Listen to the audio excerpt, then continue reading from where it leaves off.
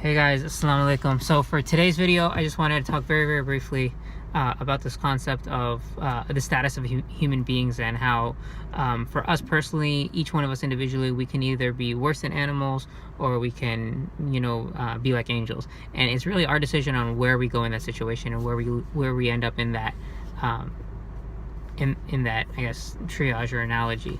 Because the fact of the matter is, human beings, we have the decision to the ability to make decisions. We have the aql, we have reason and ration, and we can decide what to do, what is right and wrong.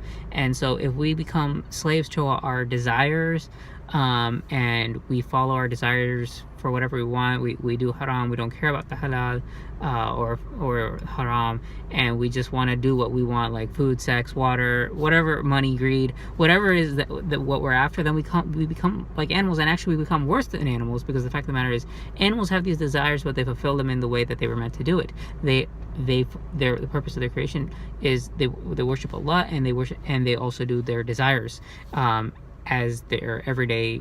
They follow their desires. But as humans, we make a decision, a conscious decision. We use our mind and our reason and ration to decide that we want to follow our desires, and so we almost become like worse than animals in that sense. But if we use our reason and ration instead to worship Allah and fulfill our obligations to Him and worship Him out of our own free will in that situation, then we're like angels, or even potentially better than angels, because the fact of the matter is, the angels, as we know, don't have free will. They worship Allah 24/7.